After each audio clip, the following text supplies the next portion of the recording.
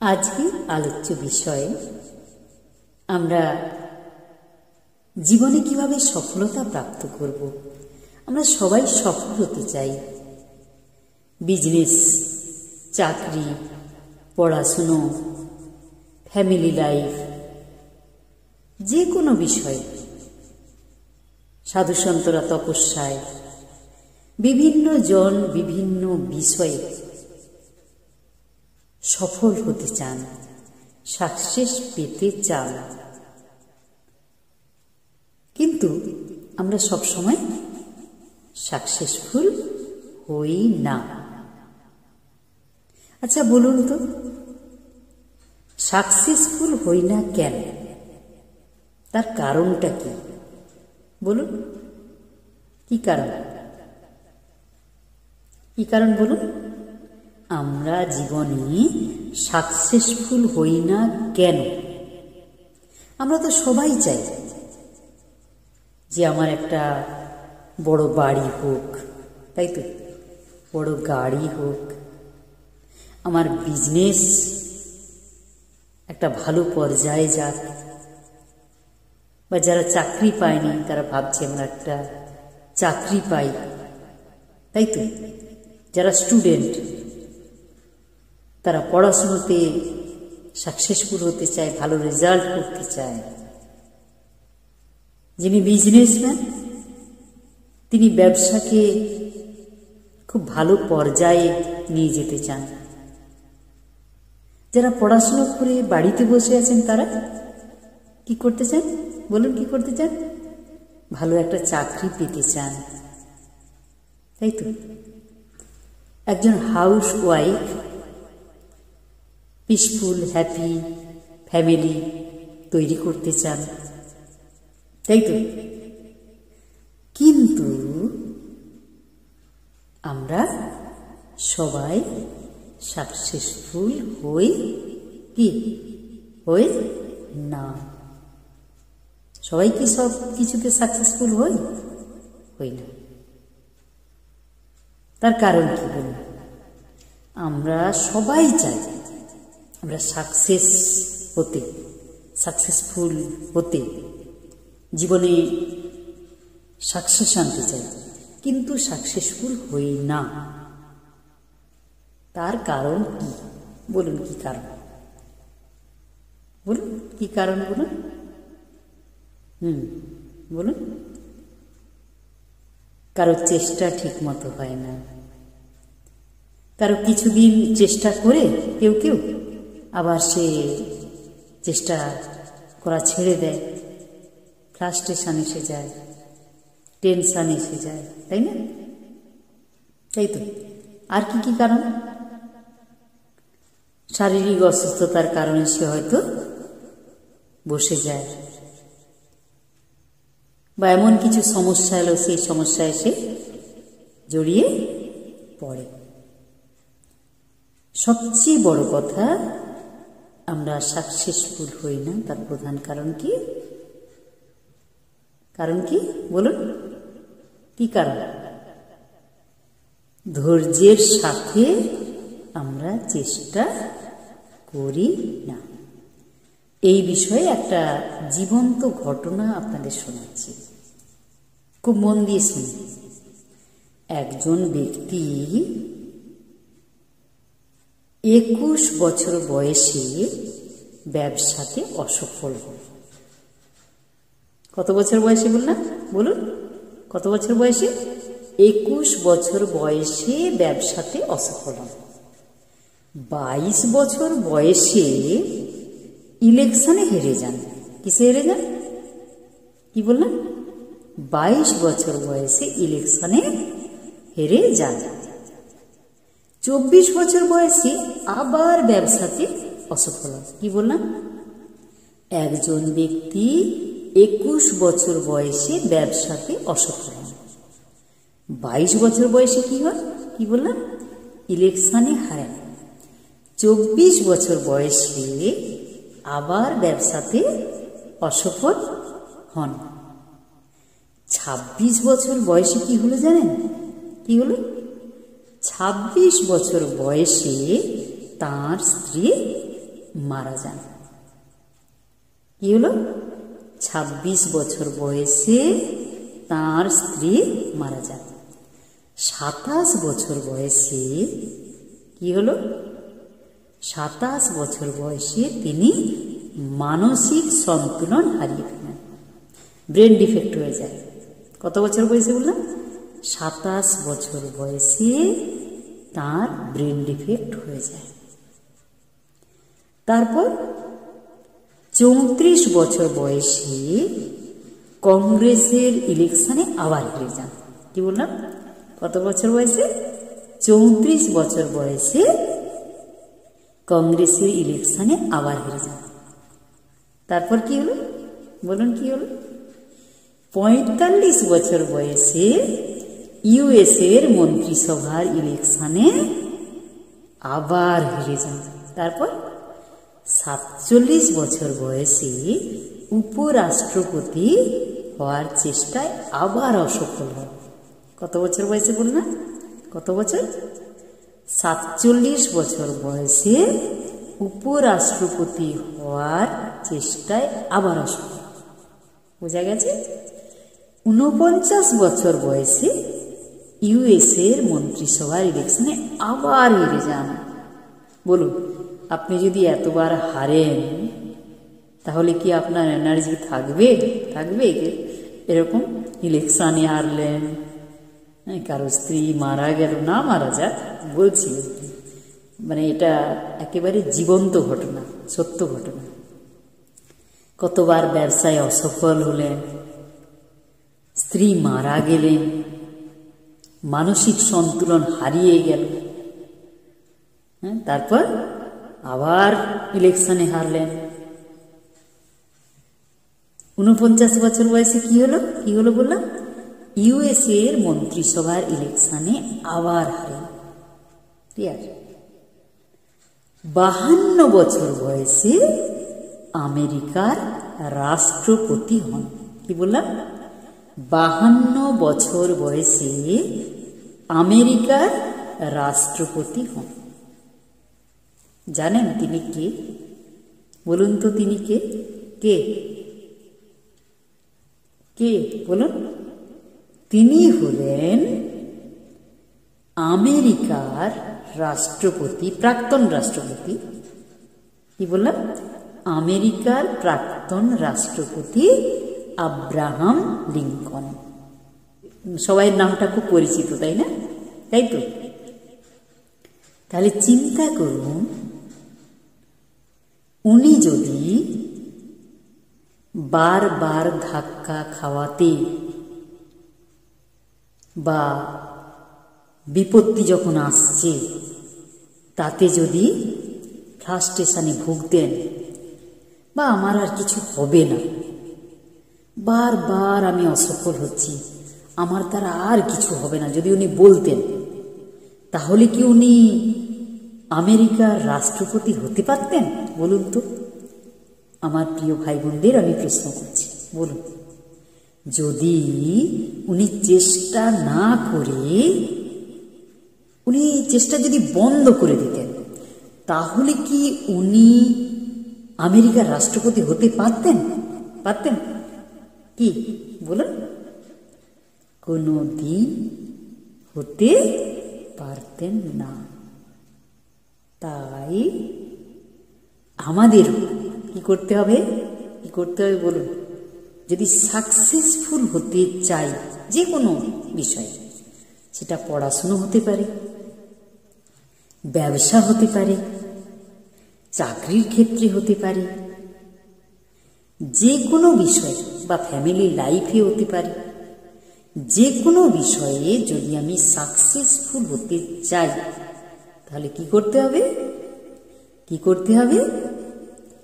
কোনো বিপত্তি এলেও, কোনো ধরনের পরিস্থিতি এলেও, কোনো ধরনের বিপদ এলেও কি করতে হবে? কি করতে হবে বলুন? আপনারাই বলুন, আপনাদের কাছ থেকেই আসো। অনবরত চেষ্টা করে যেতে হবে যতক্ষণ না আমি সাকসেসফুল হই। যদি সাকসেসফুল হওয়ার ইচ্ছা থাকে তাহলে যতক্ষণ না আমরা সেই লক্ষ্যে পৌঁছাই, গোল অ্যাচিভ করি, ততক্ষণ পর্যন্ত আমাদেরকে কি করতে হবে? কি করতে হবে? ধৈর্যের সহিত চেষ্টা করে যেতে হবে। তবেই জীবনে আমরা কি হতে পারবো? কি হতে পারবো? সাকসেসফুল হব। তবেই আমরা জীবনে কি হতে পারবো? সাকসেসফুল হব। আমাদের লক্ষ্য একেবারে ঠিক রাখতে হবে। যেমন মহাভারতের একটা বিশেষ কাহিনী আছে, বলুন তো, জানেন তো আপনারা? অনেকেই জানেন কাহিনীটা। যদি জীবনে সাকসেসফুল আমরা হতে চাই, মহাভারতের একটা বিশেষ কাহিনী আছে। সেই কাহিনীটা কি? এবং সেটাও জীবন্ত কাহিনী।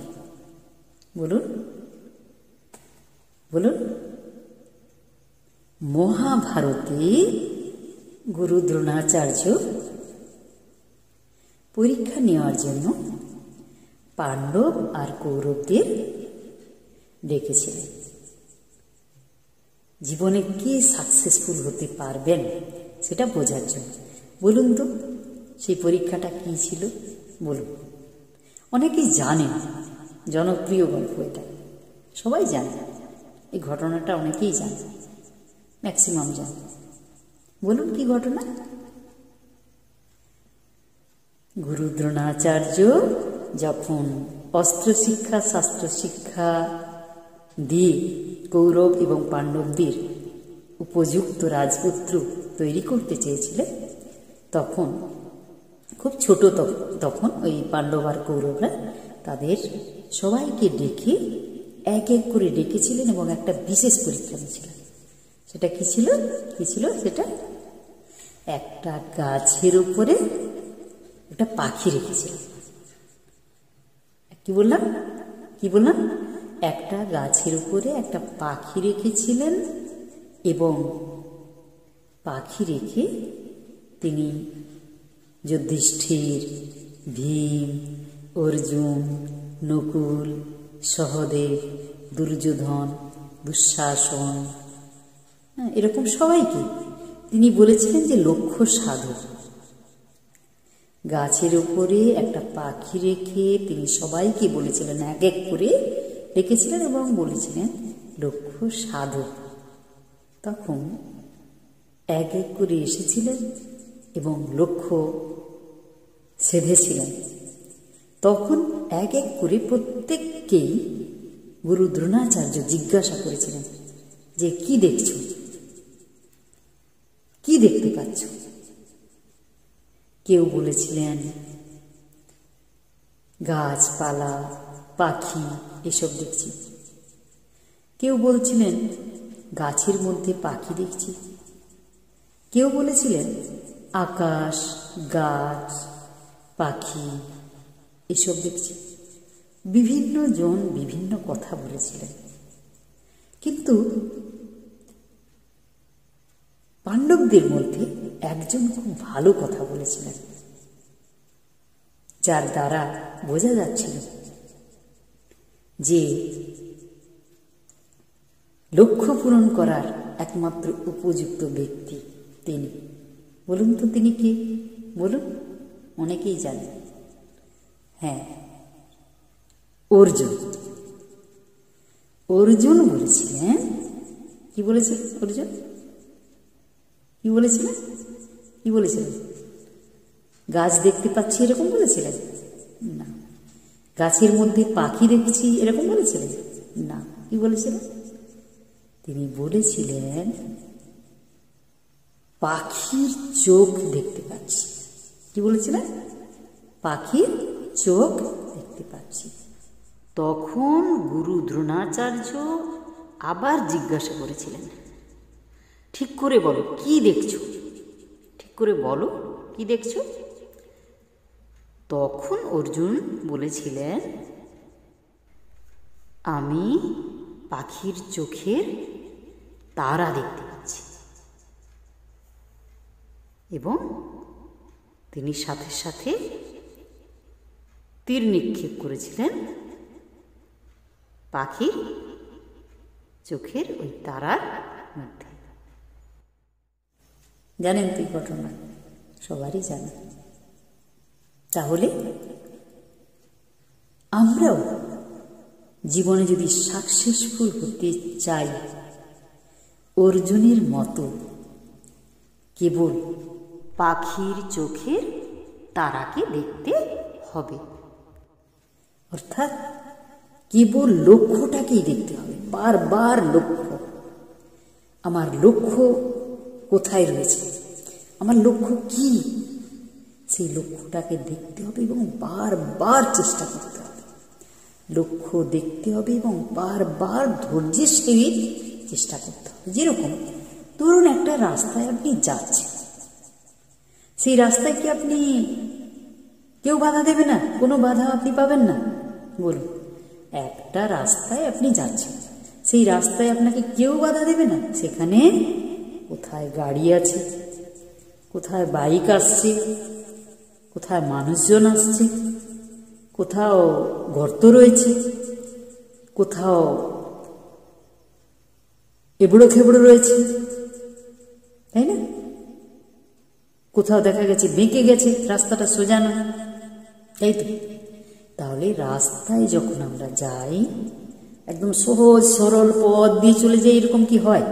একদম সোজা পথে আমি যাচ্ছি, কোনো বাঁক নেই, কোনো উঁচু নিচু নেই, কোনো বাধা বিপত্তি নেই, আমি একাই যাচ্ছি, সহজ সরলভাবে চলে যাচ্ছি, এরকম কি হয়? হয় কি বলুন? কখনো হয় ভাই বোনেরা? বলুন, কখনোই হয় না। রাস্তা দিয়ে যখন আমি যাচ্ছি তখন আমাকে দেখতে হয় যে কোথায় গাড়ি আসছে, বা কোনো মানুষজন আসছে কিনা, তাই তো? বা কোথাও ঘাল গোব আছে কিনা, কোথাও রাস্তাটা খারাপ কিনা, তাই না?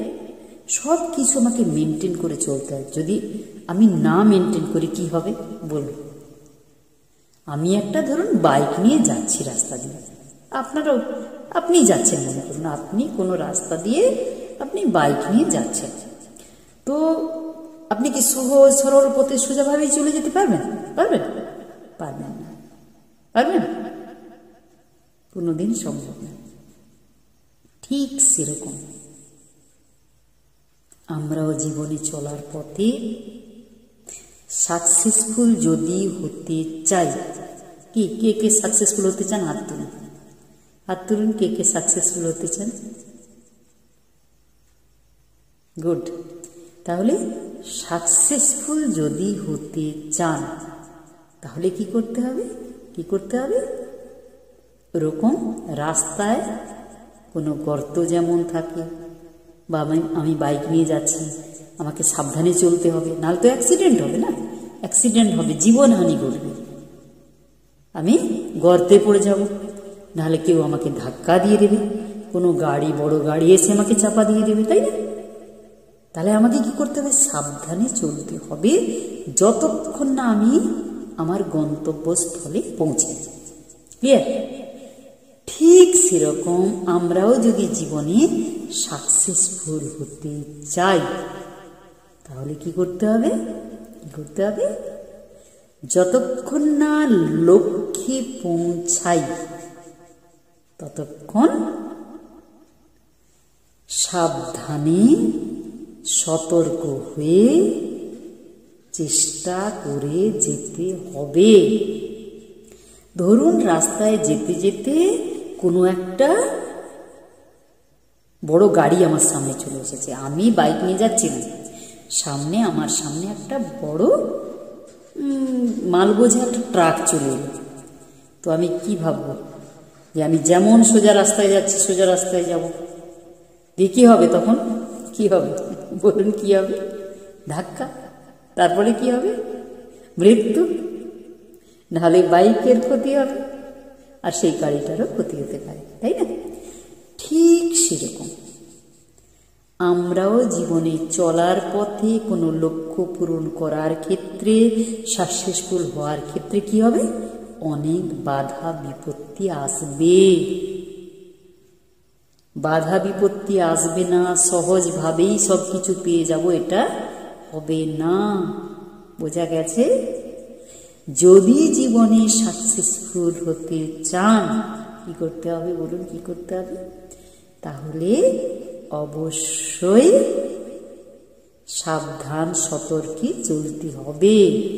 যেগুলো বিপত্তি, যেগুলো বিপদ, যেগুলো বাধা, এগুলো আসবেই, সেগুলোই অতিক্রম করে আপনাকে এগিয়ে যেতে হবে নিরলস প্রচেষ্টার সহিত।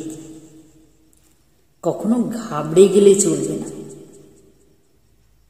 যেরকম আমেরিকার প্রাক্তন রাষ্ট্রপতি, প্রখ্যাত রাষ্ট্রপতি আব্রাহাম লিঙ্কন জীবনের অনেক বাধা অতিক্রম করে তবেই 52 বছর বয়সে তিনি আমেরিকার রাষ্ট্রপতি হয়েছিলেন। তার কারণ কি? কি বন্ধুরা বলুন? তার কারণ হলো নিরলস প্রচেষ্টা। রাস্তায় ঘাল, ঘোপ, গর্ত, খারাপ রাস্তা, অনেক বাধা বিপত্তি, সব কিছু তিনি অতিক্রম করেছেন। সেরকম আমরাও যদি সাকসেসফুল হতে চাই তাহলে আমাদেরকেও নিরলস প্রচেষ্টা চালিয়ে যেতে হবে। তবেই আমরা জীবনে সাকসেসফুল হতে পারব। কি জীবনে সাকসেসফুল হতে চান তো? সবাই হতে চান? কে কে হতে চান হাত তুলুন। কে কে হতে চান? যারা হতে চান, যারা সফল হতে চান, লক্ষ্যে পৌঁছাতে চান, সাকসেসফুল হতে চান, নিরলস প্রচেষ্টা চালিয়ে যেতে হবে। রাজি? নিরলস প্রচেষ্টা করবেন না মাঝে চলতে চলতে কোনো বাধা এলে রাস্তার মাঝখানে দাঁড়িয়ে যাবেন? বলুন, যেখানে একটা বড় ট্রাক এসছে, আমি আর বাইক চালাবো না, আমি সাইড দেবো না, আমি সোজা রাস্তায় চলব, বলবেন নাকি? কি বলবেন? বললে তাহলে আপনি আপনার গন্তব্যস্থলে পৌঁছাতে পারবেন না, তাই না? তো সেই জন্য গন্তব্যস্থলে পৌঁছাতে হলে আপনাকে সব বাধা অতিক্রম করে নিরলস প্রচেষ্টা চালালে অবশ্যই আপনি জীবনে সাকসেসফুল হবেন। ধরুন একটা ছোট্ট বাচ্চা রাস্তার এপার থেকে যখন ওপারে যেতে চাইছে তখন ভয় পাচ্ছে বারবার যে গাড়ি না এসে যায়, কোনো গাড়ি আমাকে না ধাক্কা দিয়ে দেয়, তাই না? ছোট বাচ্চা সে বারবার যাচ্ছে আর ফিরে আসছে, যাচ্ছে ফিরে আসছে, কিন্তু সে খুব আনন্দের সহিত রাস্তাটা পেরোবে কখন বলুন তো? বলুন, কোনো একটা বাচ্চা সে রাস্তার এপার থেকে ওপারে যেতে চায়, সে বারবার এধারে দেখছে একবার, ওধারে একবার দেখছে, হ্যাঁ, বারবার সে একবার এগোচ্ছে একবার পিছোচ্ছে, এগোচ্ছে পিছোচ্ছে, কিন্তু মানে কি করলে ও খুব আনন্দের সহিত দুলতে দুলতে চলে যেতে পারবে খুশিতে? বলুন, কি করলে চলে যেতে পারবে? বলুন বলুন। দুই হাত যদি বাচ্চাটার মা বাবা ধরে থাকেন, একদিকে মা আর একদিকে বাবা, তখন কি হবে? কি হবে? বাচ্চাটা খুশি খুশিতে নাচতে নাচতে রাস্তাটা পার হয়ে যাবে, তখন আর তার কোনো ভয় থাকবে না। দেখা যাবে মা একদিকে ধরেছেন আর বাবা একদিকে ধরেছেন, সে দুলতে দুলতেই রাস্তা পেরোচ্ছে, ঝুলতে ঝুলতে, দুজনের হাত ধরে ঝুলতে ঝুলতেই সে রাস্তাটা পেরেছে, তাই তো? কি তাই তো? ঠিক সেরকম আমরাও আমাদের জীবনের রাস্তা যখন পার হচ্ছি, যদি আমাদের মা বাবার হাত ধরে রাখি, মা বাবা বলতে কে বলুন? মা বাবা বলতে কাকে বোঝানো হচ্ছে? সুপ্রিম অথরিটি, গড, ঈশ্বর, আল্লাহ, জিহোবা, প্রিয়পস, আমরা বিভিন্ন জন বিভিন্ন নামে ডাকি। আসলে ঈশ্বর এক এবং অদ্বিতীয়। ঈশ্বরের হাত যদি আমরা ধরে রাখি, কি বললাম? প্রত্যহ যদি ঈশ্বরের হাত ধরে রাখি, তবে আমরা নিরাপদে আমাদের জীবনের লক্ষ্যে পৌঁছাতে পারব, খুশি খুশিতে। তখন আর কোনো ভয় থাকবে না। অনেক বাধা বিপত্তি দেখবেন সহজেই কেটে যাবে। বোঝা গেছে? তাহলে সুপ্রিম অথরিটি, সুপ্রিম পাওয়ার কে? পরমপিতা পরমাত্মা, জ্যোতির্ময় ঈশ্বর। তাকে কেউ আল্লাহ, কেউ গড, আমরা জানি যে কেউ বলি সরস্বতী, কেউ বলি আল্লাহ, কেউ বলছি লক্ষ্মী, কেউ বলছি নারায়ণ। বিভিন্ন জন আমরা বিভিন্ন নামে ডাকি। আসলে জানি ঈশ্বর একম অদ্বিতীয়। ঈশ্বর এক এবং অদ্বিতীয়। তিনি পয়েন্ট অফ লাইট, জ্যোতির্ময় ঈশ্বর।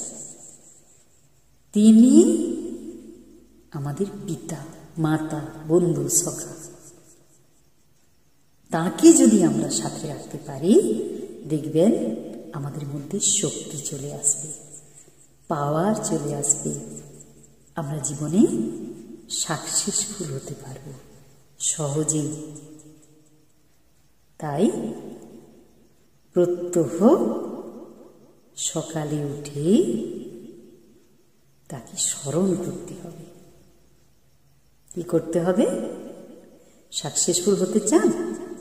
সাকসেসফুল হতে চান তো? কে কে সাকসেসফুল হতে চান? যারা সাকসেসফুল হতে চান তাদেরকে সুপ্রিম অথরিটি, সুপ্রিম পাওয়ারকে সাথে রাখতে হবে। দেখবেন জীবনের অনেক কঠিন কঠিন বাধা চলে যাবে। অনেকে আমরা অনেক সময় হয়তো ভাবি যে ঈশ্বরকে ডেকে কি হবে, আমি চেষ্টা করব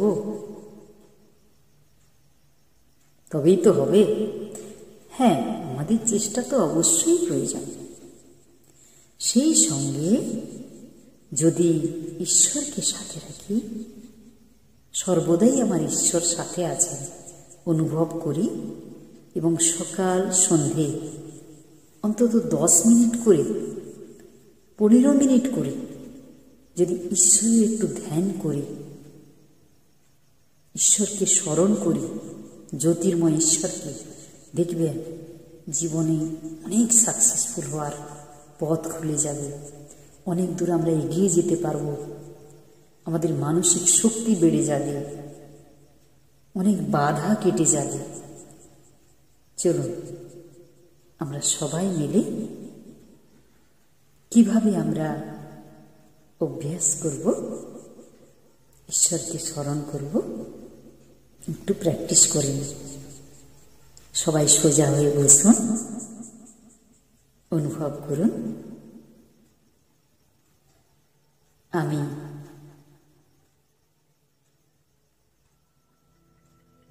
সুপ্রিম অথরিটি,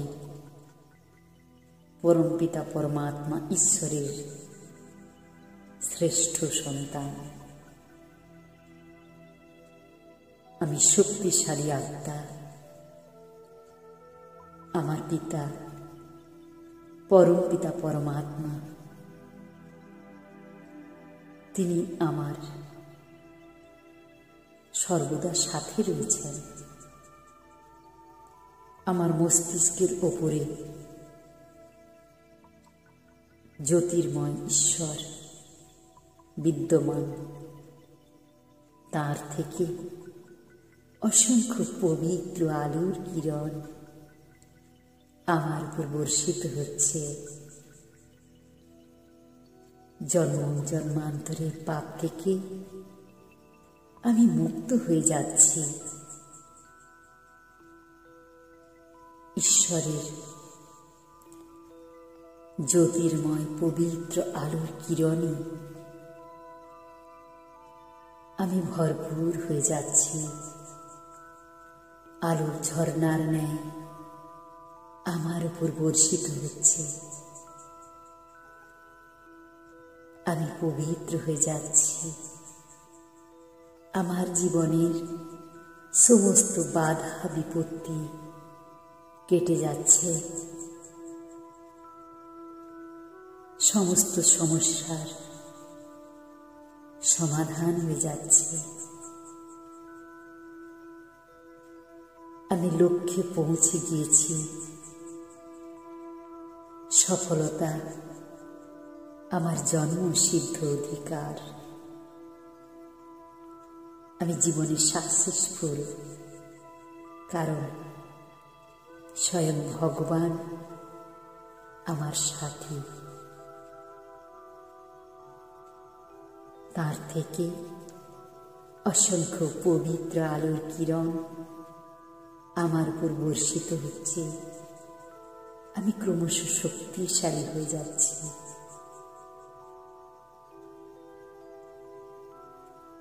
সবাই করবেন প্র্যাকটিস? সবাই করবেন তো? এই প্র্যাকটিস সকালে ঘুম থেকে উঠে অন্তত 10 থেকে 15 মিনিট, আর রাত্রিবেলা যখন শুতে যাবেন তখনও করবেন। 5 থেকে 10 মিনিট করবেন। করবেন? কে কে করবেন? হাত তুলুন, কে কে করবেন। যদি এই মেডিটেশন প্র্যাকটিস করেন, অবশ্যই জীবনের সব বাধা পেরিয়ে আপনি জীবনের লক্ষ্যে অবশ্যই পৌঁছাতে পারবেন। সবাই করবেন প্র্যাকটিস? সবাই করবেন তো?